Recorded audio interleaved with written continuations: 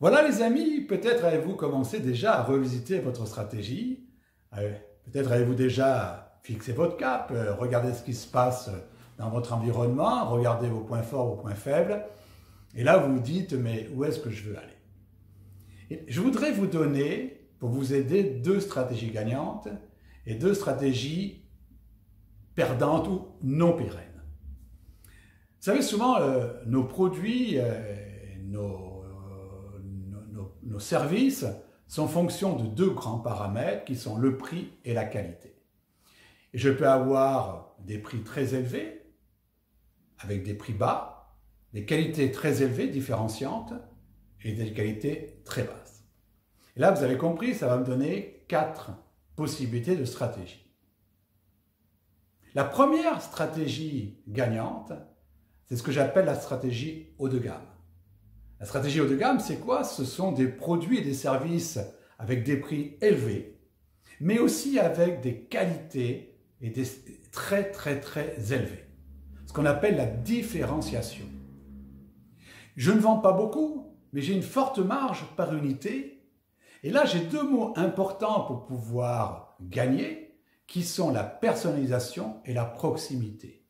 Vous avez remarqué, dans ces magasins de luxe, par exemple, ou quand vous allez dans des restaurants étoilés, comment les personnes vous connaissent, vous renseignent, cherchent à comprendre qui êtes-vous, de façon à avoir une réponse très personnalisée. Première stratégie gagnante, la stratégie haut de gamme.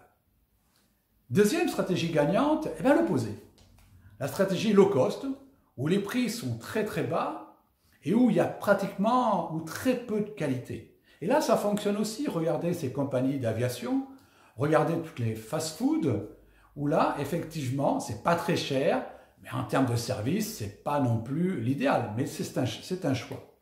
Là, par contre, j'ai peu de marge par unité et je dois vendre beaucoup.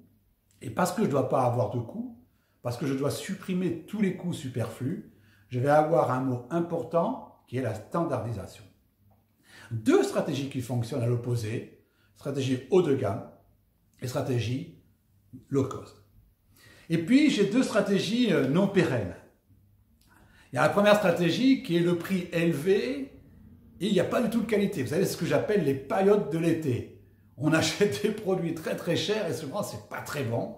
Il n'y a pas de service, on vous sert à peine, enfin, on vous regarde à peine quand on vous sert, et puis voilà, quoi. Mais ça marche le temps d'un été.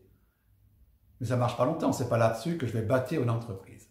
Et puis la deuxième stratégie, que tout le monde cherche à faire, qui est la stratégie la moins pérenne, la plus dangereuse pour l'entreprise qui veut avoir de la durée, c'est de vouloir de la qualité à bas prix.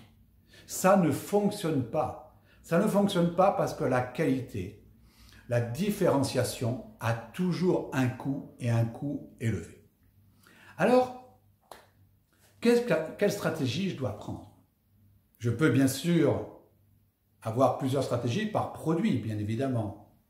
Mais si je suis une PME, si je suis une TPE, si je suis un indépendant, quelle est la meilleure des 4 stratégies?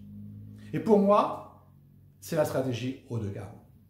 Je dois avoir un niveau de qualité très élevé. Je dois avoir un niveau de service très élevé. Je dois être très différenciant par rapport aux autres et je peux me permettre d'avoir un prix plus élevé, de vendre moins, d'avoir plus de marge parce que justement, je veux jouer le haut de gamme et que le haut de gamme est une stratégie gagnante. Alors, voyez les amis, réfléchissez bien où vous voulez aller, réfléchissez bien quelle stratégie vous voulez avoir, sachant qu'il n'y en a que 2 qui vont gagner sur la durée, qui sont la stratégie haut de gamme et la stratégie low cost. Allez, on va se creuser un peu les neurones, on veut un peu travailler nos produits, travailler nos clients, et puis faire des choix. C'est ça la stratégie, faire des choix. À très bientôt.